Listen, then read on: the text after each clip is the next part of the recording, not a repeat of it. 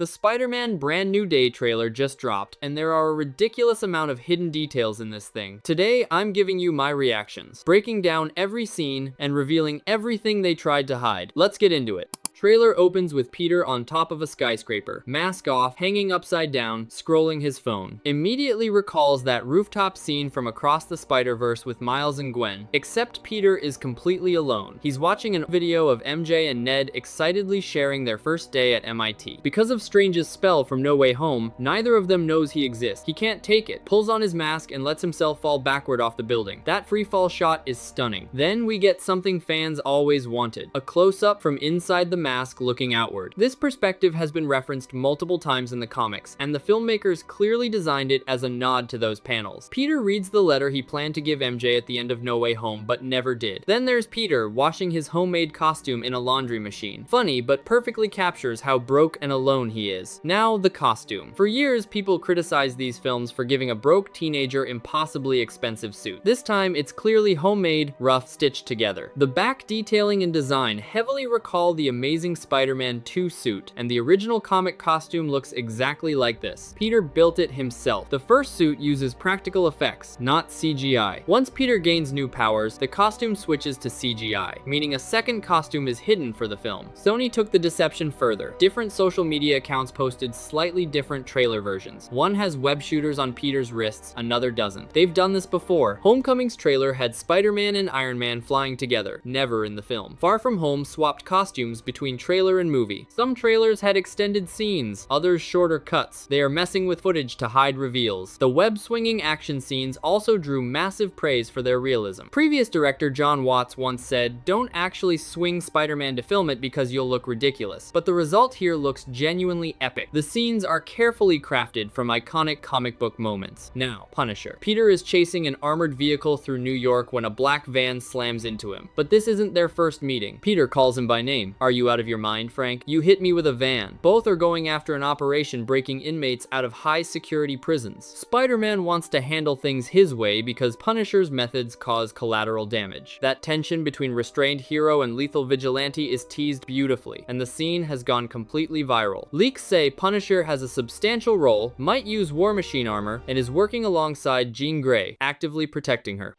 Now let's talk Scorpion, because there's a huge detail most people miss. He returns with a brand new mechanical costume, and we haven't seen him since Homecoming. Remember the ferry scene? His face was completely destroyed. He should have a massive permanent scar, but in the trailer, that scar appears completely healed. The only thing that could repair that kind of damage is potentially a symbiote. The actor who plays Scorpion posted Venom-related content twice during filming, and that does not feel like a coincidence. Scorpion tells Peter to get out of his way, and we see Peter fighting him in the city without web shooters, meaning this fight takes place after the evolution. Leaks say Tombstone, played by Marvin Jones, breaks Scorpion out of prison, though he doesn't appear in this trailer. Tarantula and Boomerang also show up as villains. The film reportedly opens with a quick montage of Spider-Man handling small-scale crimes around New York, similar to how Fantastic Four opened. Some early scenes might connect to the Thunderbolt's Void attack, since Peter was in New York saving people during that event. He lives there now after No Way Home, so it would make zero sense for him to sit that out.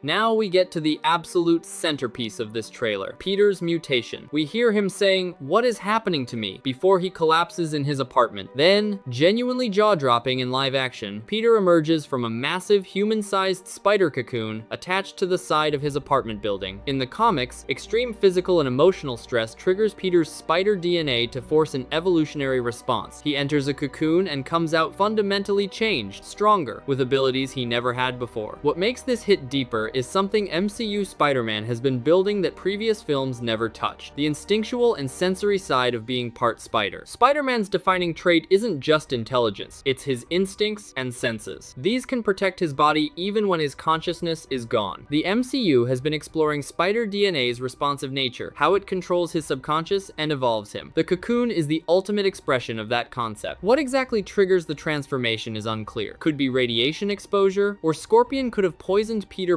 badly enough that he effectively died and his spider powers kicked in to save him. Either way, unprecedented for live action. Peter looks at his wrists in shock and fires a web without web shooters. Organic webbing directly from his body, just like Tobey Maguire's Spider-Man. That moment of staring at his wrists is a deliberate homage to Tobey, and honestly, it gave me chills. But it goes further. Peter catches a sword mid-swing with his organic webs and completely shatters it. In Amazing Spider-Man, synthetic webbing was stated to be 10 times stronger than steel cable. Organic webs from a mutated body would be on another level entirely. Maybe he's applying 15 tons of force to that sword. Pay attention to Peter's wrists throughout the trailer. Early on, when Punisher hits him, web shooters are clearly there. During the Scorpion fight, later, they're gone. Someone explains that spiders go through 3 life cycles, and periods between cycles leave them vulnerable. Surviving the transition is essentially a rebirth. Peter endures those painful in-between stages, clutching his head in agony, struggling to use his abilities. Then, during the sword scene, his eyes turn completely black. But sharpened, it's actually a reflection of Zendaya, MJ. Not symbiote related, but his emotional fixation on her. Though it also resembles Man-Spider's eyes, so take that however you want.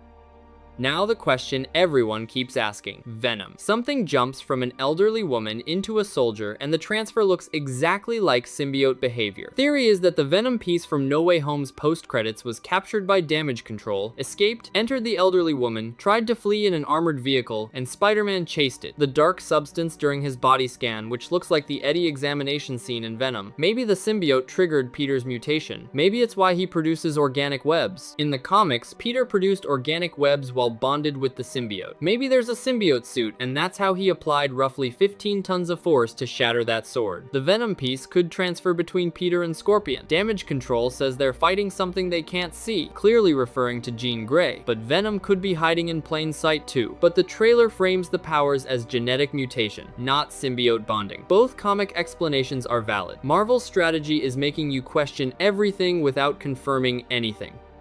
Peter tracks down Bruce Banner to understand his transformation. Banner is now a university physics professor in fully human form, no more Smart Hulk. Peter uses an advanced body scanner he definitely can't afford, likely equipment at Banner's university. Banner tells him his DNA mutating is extremely dangerous. Banner almost certainly discovers Peter is Spider-Man during this, and the scan raises questions. Did gamma radiation cause this, or did the mutation become dominant after Peter essentially died? Leaks that predicted everything in this trailer also confirm Grey Hulk appears. Something triggers Banner, possibly Peter's mutated blood, possibly Jean Grey entering his mind, and he transforms into Grey Hulk, also known as Joe Fixit.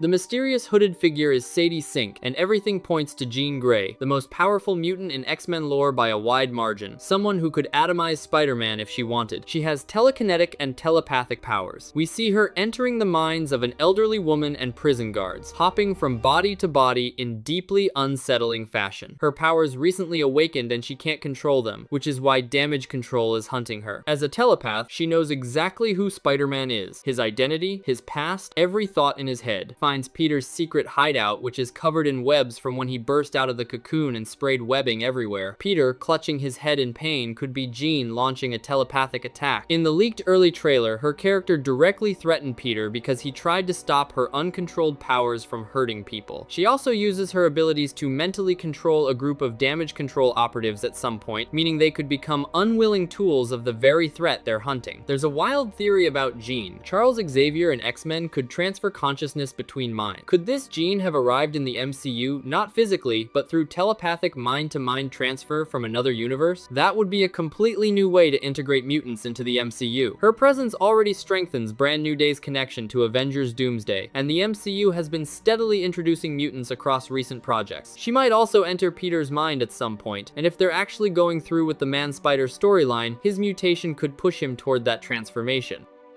The prison fight features ninjas connected to the Hand, but the Hand was destroyed with its founders in the Defenders series, which is MCU canon. So these are likely imitators. During this fight, some ninjas below aren't even looking at Spider-Man. They're focused on someone underneath him, suggesting allies have been digitally erased, exactly like No Way Home when they hid the other Spider-Men. New York setting, the Hand, Punisher already in the film. A Daredevil appearance wouldn't surprise anyone. Peter's hideout resembles Matt Murdock's hiding spot from Born Again trailers. Brand New Day is officially confirmed to take place after Born Again Season 2, and Kingpin is no longer mayor. Spider-Man is working more effectively than ever on crime. The trailer closes with its most emotional moment. Peter shows up at a party where MJ and Ned are, hands MJ flowers and introduces himself as the neighbor from across the hall. MJ references the friendly neighborhood Spider-Man nickname. Peter freezes, wondering if she remembers. She knows Spider-Man as a celebrity, not as Peter. There's a rooftop shot of MJ with Spider-Man where she's interacting with the mask, not the man. MJ also appears to have a new boyfriend, which makes Peter's situation even more painful. Based on everything in this trailer and everything leaks have confirmed, Brand New Day looks like it might actually top No Way Home, and I did not think I'd be saying that. If you enjoyed this video, I'd really appreciate it if you liked, subscribed, and used your hype scores to support my channel. It genuinely helps the channel stand out. Don't forget to share your thoughts in the comments, and I'll see you in the next one.